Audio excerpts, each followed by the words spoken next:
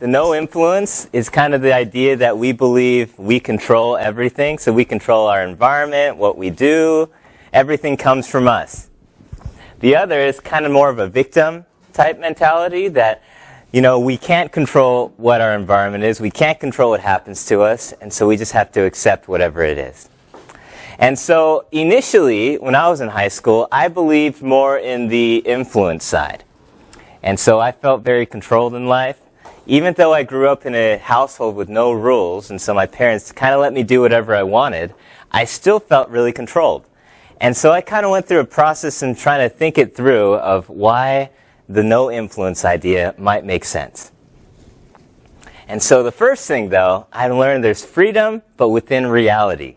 So something about me is, I already told you, but I love junk food. I love French fries. I love Big Macs. I love anything fried. It's one of my weaknesses.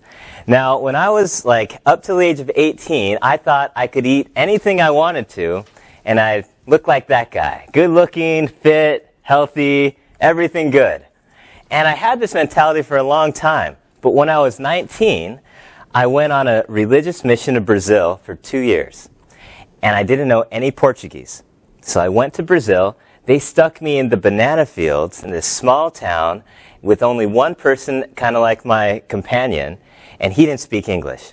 And so I didn't have anyone to talk to, and I'd follow this guy around all day, and people would make fun of me because they're like, never seen a Japanese guy, I guess, and I'm really short. And so they make fun of me. I don't know what they're saying about me. And I got super stressed. And I learned that this, isn't reality. Because those first 2 months, I only could eat junk food to relieve my stress. And I ate a ton of junk food. Now, something you need to know about Asians, every race gains weight in different locations. So some people it's their legs, some people it's their stomach. For Asians, it's their face. And I gained 20 pounds those first 2 months. And my face exploded. First time I gained that much weight. People think I photoshopped that. At the time I had my head buzzed too, so people called me Little Buddha. It was terrible. But I learned it didn't matter what I believed. If I believed that I'd get the top results, if I really wanted it, if I trusted it, did it make a difference? No. Because reality is reality. And if I eat that much junk food, my face will explode. So this makes sense with food, right? Cause and effect. But sometimes with people, we're illogical. People are the same way. People are a part of reality.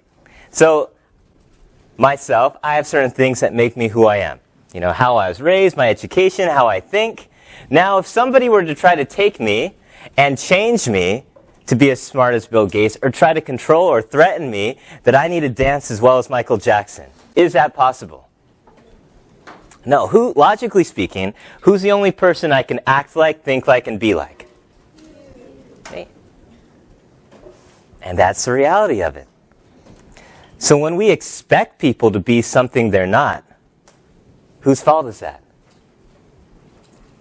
It's our own expectations. A lot of times we do this with trust. And so we say, I trust you to be a certain way. And if somebody breaks our trust, we blame who? We blame them.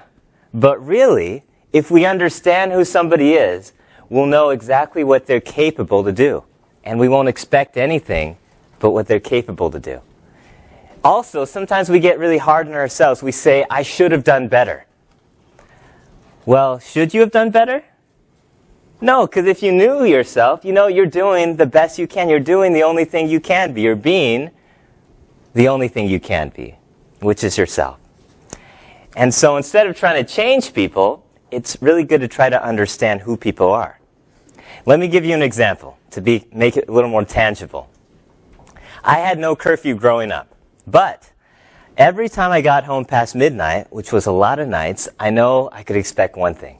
My mom would be sitting down, waiting for me. And I'd walk in, almost like a creepy movie sometimes. She'd be there. I'm like, oh, hi, Mom. And she'd be angry. And she'd sit me down and she'd tell me how I can't keep doing this, how I need to come home sooner, how she's worried sick and can't sleep. And after a couple nights of doing this, I realized that if I stay up till 2 a.m. hanging out, then I get home, and I have to spend another hour talking to my mom, I'm never going to get sleep. And so I come up with a couple solutions. Now, at the time, these were pretty good ideas to me. So the first thing I just say, trust me, Mom. I'm a good kid, never get in trouble, just trust me. Didn't help. Didn't stop the worry. Then I tried sneaking in. She's got like super hearing. So that didn't work. And then I got a little more nasty because I started getting, tired of dealing with this. So I tell her things like, just stop worrying about me, Mom. Or, if you don't learn to go to sleep, Mom, when I'm not here, you're never going to get sleep. Now, do you think this worked? No, it made the problem worse. Longer conversations. She was even more angry, more stressed. And so after like a couple months of doing this, I realized I have to do something different. Because if I keep doing the same thing, nothing will change. So this didn't work, though, because I was trying to what to my mom? Change who my mom was. I was expecting her to be something she's not. So instead of trying to change her, I went to try to understand my mom. So my mom's sweet, small Asian, don't ever get her angry. But I realized, she has certain conditions that make her my mom, right? She's human, she loves me, she's my mother. And because of all these things, that's the reason why she acts the way she does. That's the reason why she's worried, that's why she can't sleep. And so I began logically thinking about this. Is it realistic for me to ask my mom not to be human? No, that's not real. Is it realistic for me to ask her not to be my mom? No. Is it realistic for me to ask her not to love me? No. I began to realize what I was asking my mom to do was unrealistic. And it was asking her to do the impossible. And once I found out why she was so worried, it actually helped me to resolve the issue. I learned she was so worried because she's worried about me getting hurt. She wanted to know what I was doing. And so what I began doing, anytime I got home past midnight, before then, I would tell my mom exactly where I was, who I was with, and what I would be doing. And I'd have to be honest, because if she ever found out I was lying, this would never work. And so I began doing this. And 50% of the time, it worked. No more conversations. She's totally fine. I get home late. Everyone's happy. But then there's the other 50% of the time where I tell my mom, hey, Mom, I'm going to do this, this, and this. And what would she say? Isaac, don't do that. And then I'm like, oof, now I have a choice. I can do the activity and have an angry mom and accept that, or I can not do the activity and have a well-rested, happy mom. Now, being intelligent at that age, which one did I do? I'm like, whatever, she can be angry. I just did it anyways. And then after a while, though, of having an angry mom, I'm like, I'm still having a lot of problems. I'm still unhappy with this solution, so I better do something different. And I began looking at it. When I have a worried, angry, sleep-deprived mom, what do I get? And when I have a well-rested, happy mom, what do I get? So I began looking at these situations, and I thought, which side am I happier on? Which side do I get more stuff? Which side do I get to hang out and do more things that I find fun? Well, when I have a well-rested, happy mom. And I realized, it's just not worth a couple nights having an angry mom. And so I began to realize it's in my best interest just to keep my mom happy sometimes and not do everything. Because I realized I don't need to do everything. And it gets back to this win-win type of relationship because you begin practicing this in the home, everybody has needs to be happy. I mean, a lot of times you see your parents not as human, but they're human too, just like you. And they need certain things to be happy. And so what you need to ask yourself, not just with your family, but what do I need to be happy? And what does my family need to be happy? And what can we do to help each other? So like my mom, she needed to know that I was safe. And what did I need? I just needed to have fun.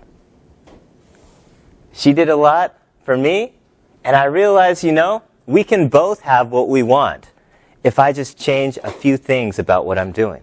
And it won't really affect my ability to have fun. And this isn't just with my mom, but this is with everybody. You have to begin looking at people and accepting people, I found, for who they are and what they can do and what they want. And you change what you can do to, make it so both of you can win. And there's always a win-win. You just have to learn to find it. And that's what successful people are able to do. They're able to find how everyone can win. And so I accepted all that. I'm like, okay, I can accept how I deal with people. I accept, being able to have these win-win relationships with people.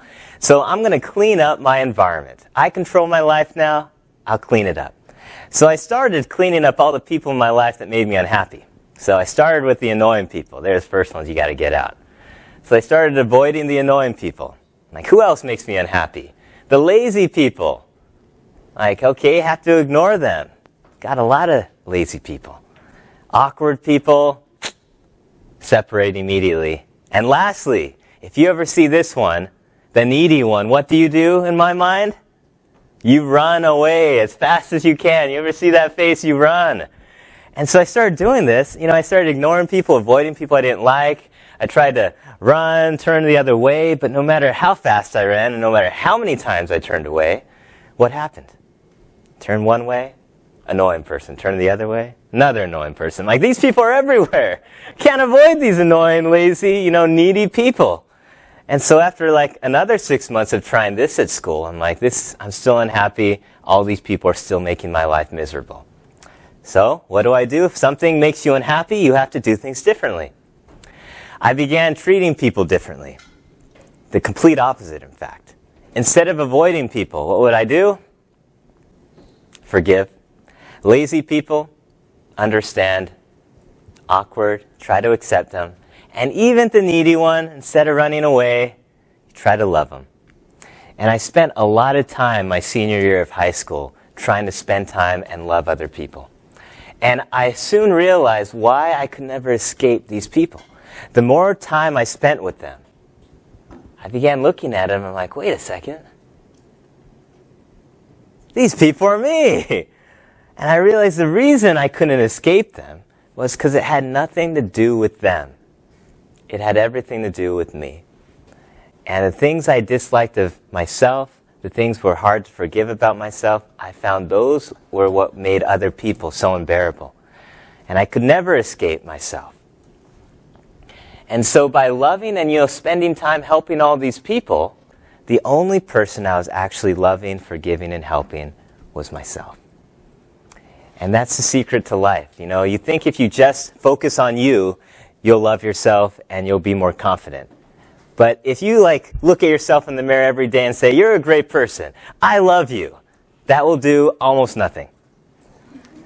The way you do it is you go and you help other people, you forgive them, and by doing that, you'll actually be helping and forgiving yourself. And that's the last thing I found, it's to learn how to love and be with myself. Thanks for watching. If you like this video, make sure to hit the thumbs up button below and subscribe to our channel for more content. We'll see you next time.